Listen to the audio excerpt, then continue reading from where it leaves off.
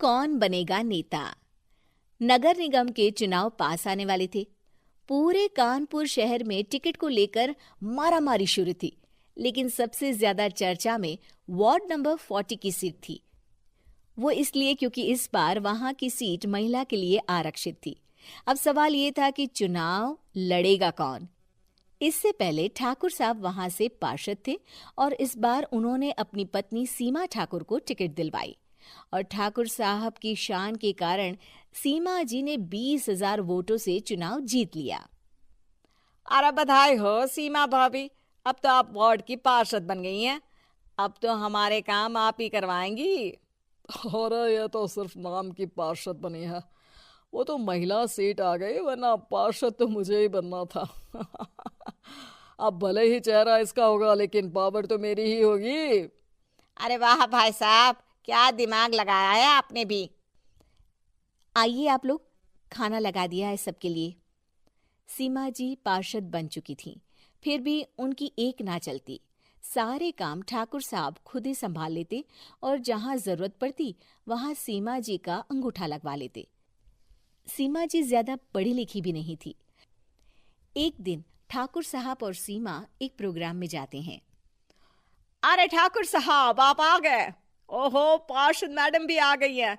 स्वागत है आप दोनों का। लगता है हमारे पार्षद फंड का सही इस्तेमाल हो रहा है।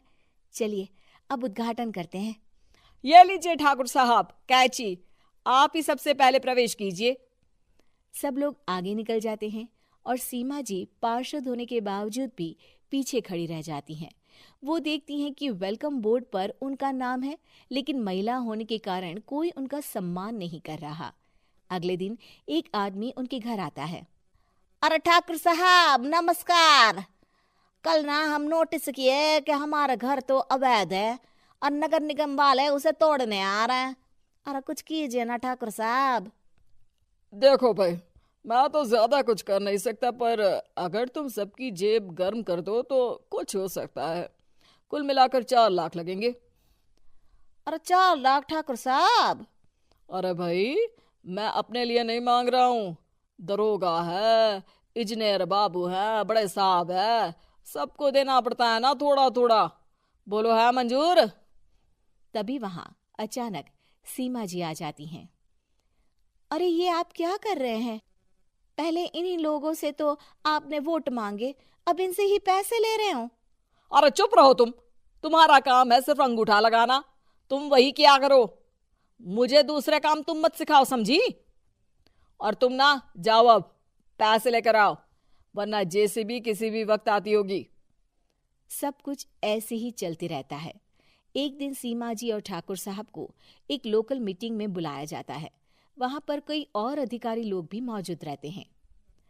अब मैं चाहूंगा कि ठाकुर साहब हमारे बीच 2 शब्द कहें। मेरे प्यारे भाइयों और बहनों, आज मेरा सौभाग्य है कि मैं आप सबकी सेवा दिन रात कर पा रहा हूँ। आपने मेरी पत्नी को भारी मतों से जिताया है, इसलिए मैं आप सभी का शुक्रगुजार हूँ। मैं आप सबसे वादा करता हूँ कि हमेशा की तरह हमारे वार्ड में किसी को कोई तकलीफ नहीं आने दूंगा। सभी लोग तालियां बजाने लगते हैं। अब मैं माननीय पार्षद मैडम को स्टेज पे बुलाना चाहूंगा।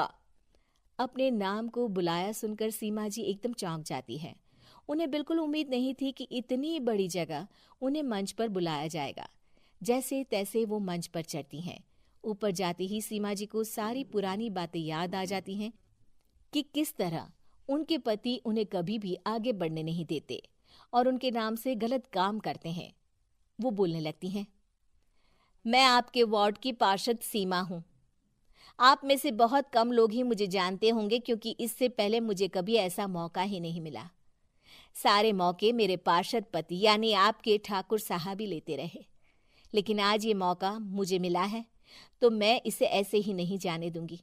मैं आपको ये बताना चाहती हूँ कि आपके ठाकुर साहब मेरे नाम की आड़ में गैर कानूनी काम करते हैं, जिस पर अंगूठों के निशान मेरे होते थे।